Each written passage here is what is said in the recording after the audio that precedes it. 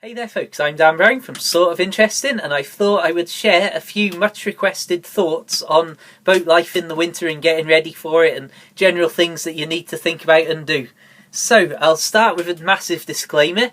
First of all, obviously all sorts of boats have all sorts of different setups and systems in them, so I'm just going to share a very few thoughts on what I do with Tilly, because to be honest, on Tilly it's such a small boat and so straightforward and simple. There isn't much that I personally have to do, or at least stuff that I know I'm meant to do.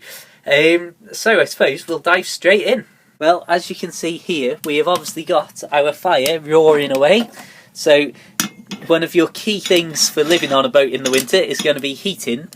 And well, as you can see, that's going nicely in there at the minute.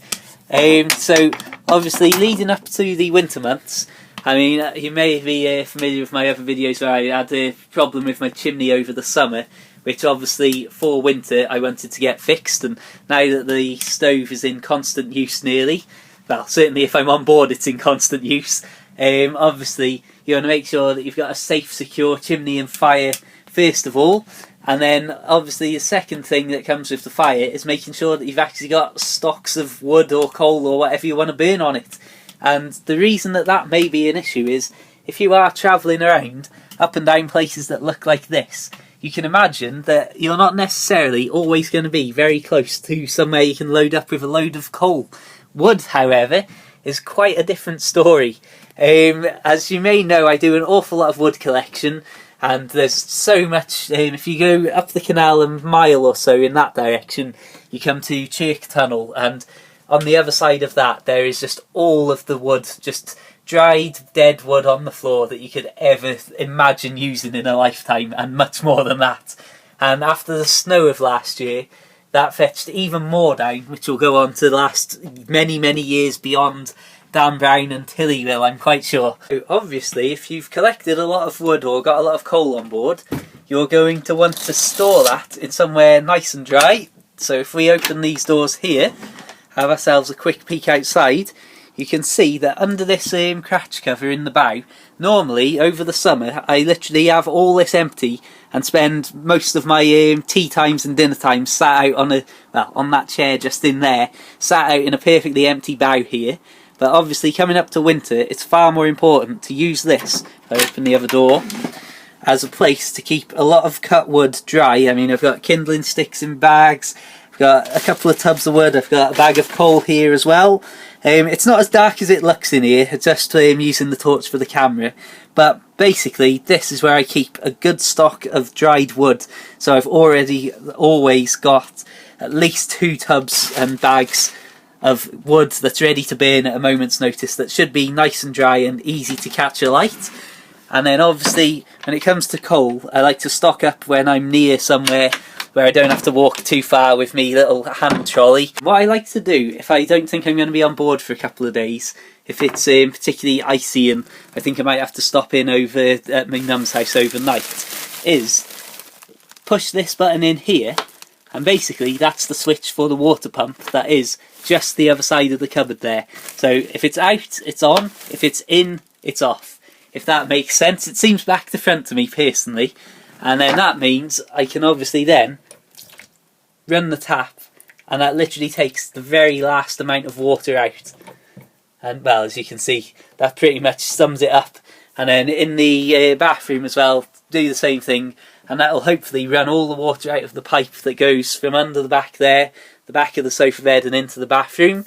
And then that gives you hopefully a little bit of leeway that if there is any water in there that does start to freeze, then there's an awful lot of room for it to expand, and hopefully your pipe shouldn't split.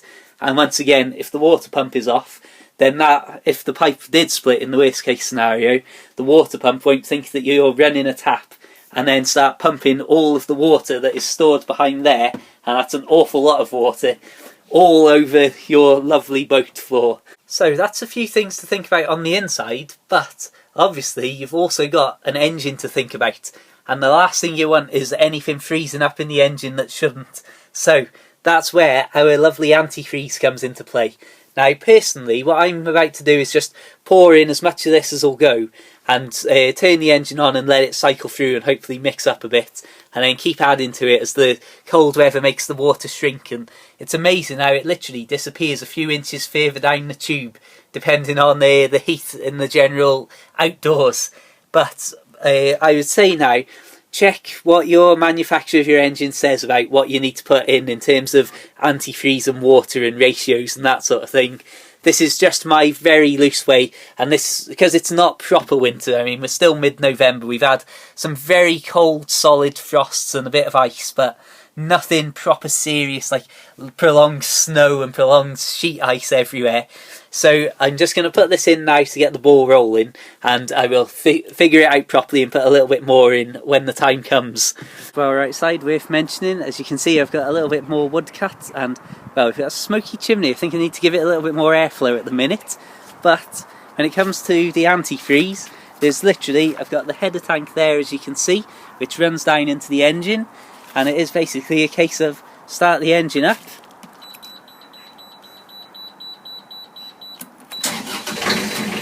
And let's tip away.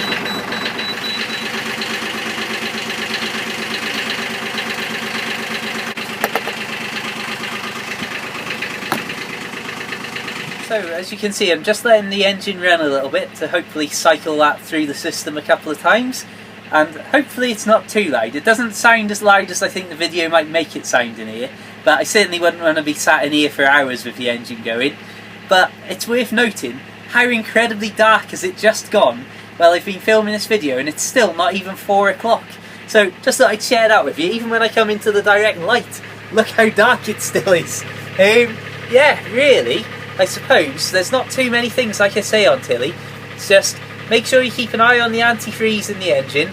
Make sure that the general insides, like obviously things like your chimney and that are going to get an awful lot of use through the winter months, are all nice and secure and safe. I mean, get somebody proper out to look at it if you've got any doubts. Definitely well worth being safe than sorry, and something as sensible and serious as that.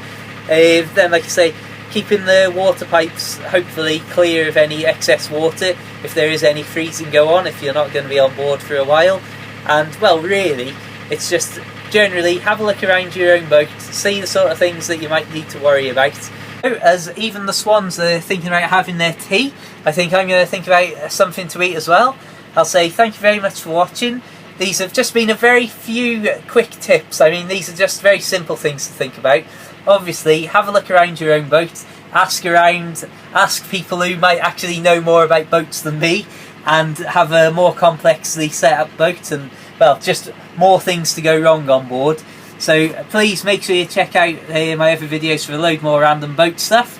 Like I say, make sure you're safe over the winter. Certainly things like your fire, you want to make sure that it's going to be nice and secure and not leaking inside, or any potential clogs or congestion happening from outside.